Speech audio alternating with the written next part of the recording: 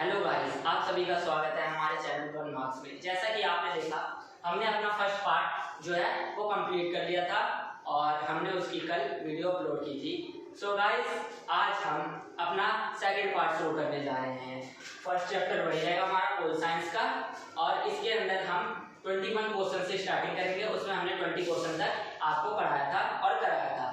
I hope आपको अच्छा लगा होगा। सो गाइस, चलिए अब हम अपने क्वेश्चन नंबर 21 पर चलते हैं। यहाँ हमारा क्वेश्चन है, सबसे पहले विभाजन कहाँ हुआ? जब शीत युद्ध हुआ था और दो महाशक्तियां जो थी सोवियत संघ और अमेरिका, वो दो दुनिया की सबसे बड़ी दो महाशक्तियां थी। दूसरे विश्व युद्ध के बाद उन्होंने क्या करा, अपने खेमों में देशों को एक एक करके जुटाना शुरू कर लिया। तो सबसे पहला विभाजन कहाँ से शुरू हुआ था? तो कहाँ से हुआ था? यूरोप से। यूरोप से वो विभाजन शुरू हुआ। सो गाइस, क्वेश्चन नंबर 22 हमारा है, पश्चिमी गठबंधन ने स्वयं को क्या नाम दिया? जो पश्चिमी गठबंधन था अमेरिका का, उसने स्वयं को क्या नाम दिया था? कोई ना कोई नाम तो देना पड़ेगा ना। जैसे हमने अपने चैनल को नाम दिया है बनमार्क्स, तो इसका नाम था नाटो। नाटो गठबंधन, ठीक है। और इसकी स्थापना कब हुई थी? स्थापना कभी कभी क्वेश्चन आ जाता है दोस्तों। सो गाइस, इसकी स्थापना कब हुई थी? 1949 में। 1949 में इसकी स्थापना हुई थी। मैं यहाँ लिख देता हूँ स्थापना, ताकि आप कंफ्यूज ना हो, ठीक है। सो गाइस, अगला क्वेश्चन हमारा, पूर्वी गठबंधन को किस नाम से जाना जाता है? अब जब इन्होंने अपना नाम रखा है नाटो, तो अब पूर्वी गठबंधन ने भी कोई ना कोई नाम रखा होगा। तो उसका नाम था वारसा। क्या नाम था? वारसा। और इसकी स्थापना कब हुई थी? 1955 में। और गाइस, एक और क्वेश्चन इसमें बन सकता है, पश्चिमी गठबंधन ने स्वयं को क्या नाम दिया? ये तो हमने बता दिया, नाटो नाम दिया। और इसकी स्थापना 1949 में हुई। लेकिन ये भी पूछ सकते हैं कि इसमें कितने देश शामिल थे? तो इसमें 12 देश शामिल थे। कितने? 12 देश, ठीक है गाइस। अगला क्वेश्चन है हमारा क्वेश्चन नंबर 24, महाशक्तियों के बीच तनातनी का अखाड़ा कौन बना? वही फिर से वही क्वेश्चन है, लेकिन ये वो क्वेश्चन बदल के भी दे सकते हैं, इसलिए हमने ये क्वेश्चन भी यहाँ लिखा है। तो महाशक्तियों के बीच तनातनी का अखाड़ा कौन बना था? यूरोप भी बना था, क्योंकि वो दो गुटों में बटा था, पूर्वी और पश्चिमी। पश्चिमी वाला अमेरिका ने कहा था कि हमारे तरफ रहेंगे क्योंकि हमारे ये देश के निकट हैं, हमारे गुट के निकट है। और पूर्वी सोवियत संघ ने कहा था ये हमारे निकट है, इसलिए हमारे गुट होंगे। तो तनातनी का वहां से तनातनी का अखाड़ा कौन बना? यूरोप ही बना था। यूरोप बना था। अगला क्वेश्चन है हमारा क्वेश्चन नंबर 25, साम्यवादी चीन और सोवियत संघ में, साम्यवादी चीन और सोवियत संघ में पहले अणबंध और बाद में युद्ध कब हुआ? ठीक है, जब सोवियत संघ जो था उसके खेमे में कौन था? चीन था, है ना। तो उनमें एक बार क्या हुआ, एक बार थोड़ी सी अनबन हुई और एक छोटा सा युद्ध भी हुआ था। तो वही पूछा गया अनबन कब हुई और फिर युद्ध कब हुआ? तो अनबन हुई थी दोस्तों 1950 में और युद्ध कब हुआ था? 1969 में, 1969 में, ठीक है। अब क्वेश्चन नंबर 26 आता हमारा, शीत युद्ध के दौरान किन देशों में व्यापक जनहानि हुई? जब शीत युद्ध हो रहा था, शीत युद्ध मैंने आपको पहले ही बताया था, ऐसी स्थिति जब युद्ध होने के कगार पे हो लेकिन युद्ध ना हो, है, उसे शीत युद्ध कहते हैं। लेकिन वो जो दो महाशक्तियां थी, उन्होंने एकदम से पूरे देशों को लेकर युद्ध नहीं लड़ा, लेकिन उनके जो छोटे छोटे देश उनमें शामिल थे ना, उनके बीच युद्ध हो गए थे छोटे छोटे से। तो वो किन किन के कहाँ हुआ था? एक तो अफगानिस्तान में,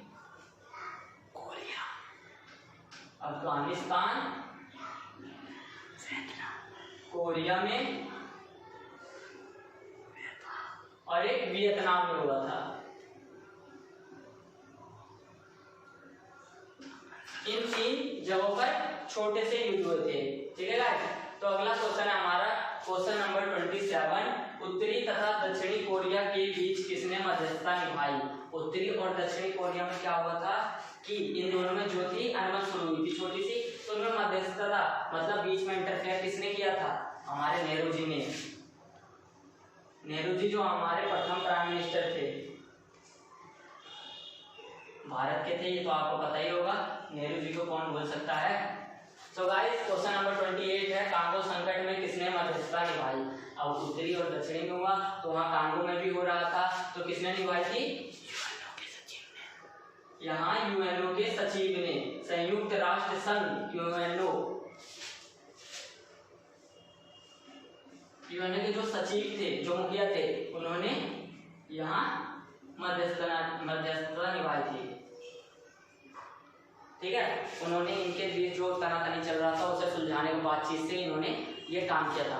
तो यहाँ नेहरू जी ने कहा उत्तरी और दक्षिणी कोरिया में निभाई थी, और कांगो संकट में यूएनओ ने निभाई थी। अब किस नियंत्रण द्वारा, क्वेश्चन नंबर 29 है हमारा, किस नियंत्रण द्वारा हथियारों की होड़ पर लगाम लगाया जा सकता है। किस नियंत्रण द्वारा? अस्त्र नियंत्रण द्वारा। अस्त्र नियंत्रण,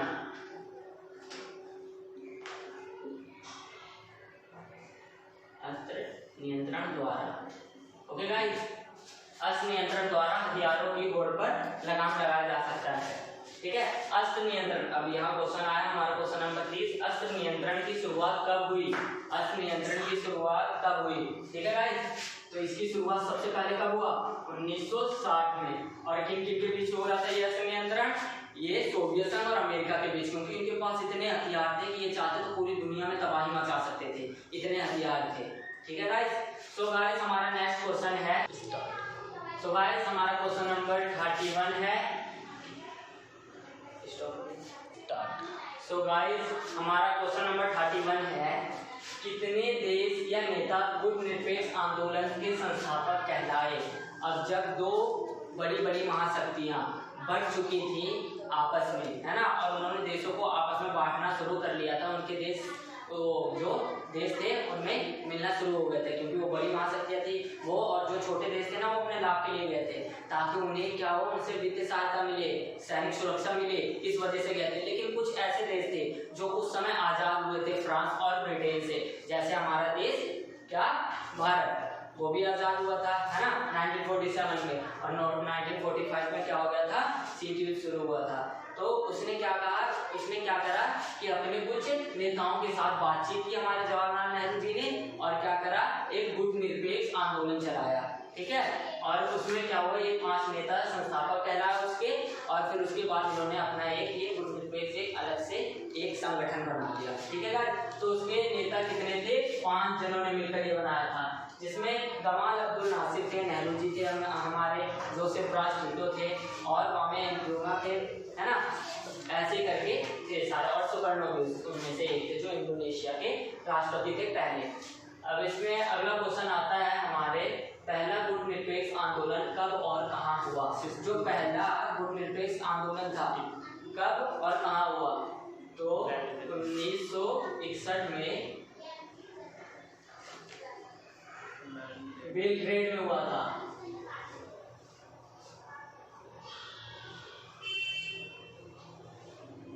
1961 में बेलग्रेड में हुआ। ठीक है, अब क्वेश्चन नंबर 33 हमारा, पहले गुटनिरपेक्ष सम्मेलन में कितने देश शामिल थे। जब पहला सम्मेलन हुआ, पहली बैठक हुई उन सब की जो इकट्ठे हुए, तो उसमें कितने देश शामिल थे, शुरू में सिर्फ 25 देश,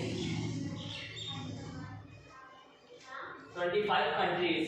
ठीक है, अब क्वेश्चन नंबर 34, 2006 में कितने सदस्य देश थे। अब जब ये 1961 में हुआ है, तो पहले सम्मेलन में 25 देश शामिल हुए, फिर उसके बाद 2006 में आते आते तो इसमें कितने देश शामिल हो गए, 116, और इसमें कितने वो थे, 116 देश शामिल हुए। और इसमें गाइस पर्यवेक्षण के तौर पे जैसे अभी आप एक एग्जांपल मानिए, जब आप कोई सामान लेने जाते हैं, है ना, सामान खरीदने वाला एक होता है, आपके साथ 2-3 चले जाते हैं, आपके दोस्त चले जाते हैं, जैसे मेरे साथ मेरे दोस्त चले जाते हैं, सामान खरीदने वाला मैं ही हूँ, लेकिन मेरे साथ 2-3 दोस्त गए, ताकि वो सोचते हैं कि मैं जाऊँ, अगर मुझे भी अच्छा लगेगा तो अगली बार आऊँगा मैं भी ले लूँगा वही सामान। तो सेम इसी तरह इसमें 116 देश थे, और पर्यवेक्षक के तौर पर जो वहाँ ऐसे ही देखने गए थे कि ये सम्मेलन कैसे, इसके फायदे क्या है, क्या फायदे नहीं है, क्या घाटे हैं, क्या नुकसान है, ऐसे हमें क्या फायदा हो सकता है, तो ऐसे 15 पर्यवेक्षक देश शामिल हुए थे। ठीक है, अगला क्वेश्चन है हमारा, अमेरिका में स्वतंत्रता की लड़ाई कब हुई थी? जो अमेरिका था उसमें स्वतंत्रता की लड़ाई कब हुई पहली बार? 1787 में। गाइस ये क्वेश्चन आ सकते हैं हमारे बोर्ड के पेपर में, क्योंकि इस बार 18 से 20 नंबर के ऑब्जेक्टिव क्वेश्चन आने वाले हैं जो अच्छे पसीने निकाल देते हैं, ताकि क्योंकि उन्हीं से ही हमारे नंबर डिसाइड होते हैं। अगर शुरू में आपने वही लिखना शुरू करा तो आपके वो सही होने चाहिए। आप बेहतर कोशिश करते हो कि सही हो, वरना फिर टीचर के ऊपर गलत इंप्रेशन पड़ता है इस चीज़ का। ये तो फिर आप उसे लास्ट में करो उन क्वेश्चनों को। फिर अब क्वेश्चन नंबर 36 आता है, towards a new trade policy for development report का प्रस्तुत की गई। जो ये रिपोर्ट थी towards a new trade policy, या आप अपनी बुक में पढ़ेंगे तो आपको पता चलेगा, ये 1972 में की गई थी, 1972 में। ओके गाइस, अगला क्वेश्चन हमारा, भारत ने कब सोवियत संघ के साथ आपसी मित्रता की संधि पर हस्ताक्षर किए? भारत जो था, पहली बात तो ये, जो भारत था वो गुटनिरपेक्ष आंदोलन में था और वो संस्थापक में से एक था, है ना।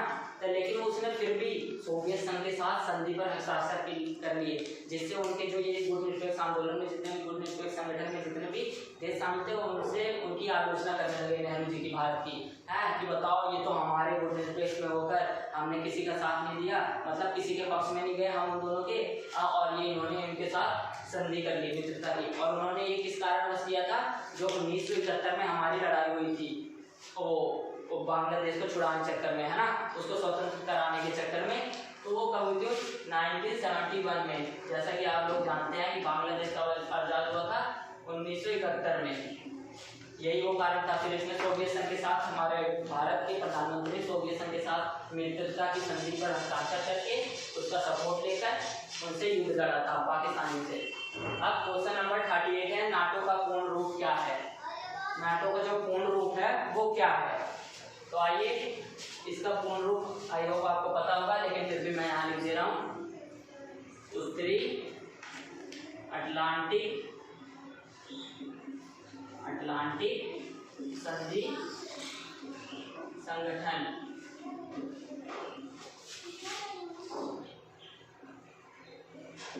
उत्तरी अटलांटिक संधि संगठन, और इसे इंग्लिश में कहेंगे north Atlantic territory organisation.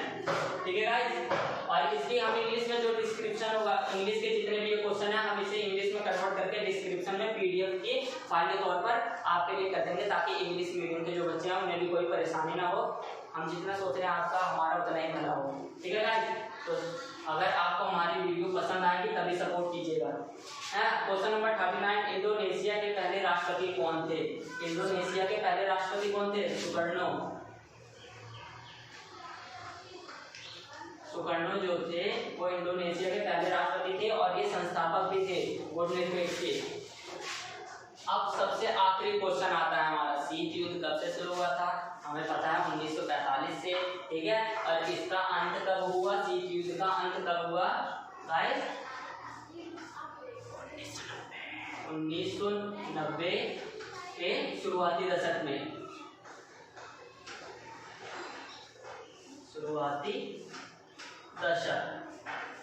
Okay guys, 1990 के शुरुआती दशक में इसका जो है अंत हो गया, मतलब 91 से 92 में। तो गाइस आप देख सकते हैं यहाँ हमने आपको एक पूरा चैप्टर कंप्लीट कर दिया। ये हमारा पार्ट 2 था और हमारा ये चैप्टर यहाँ कंप्लीट हुआ है।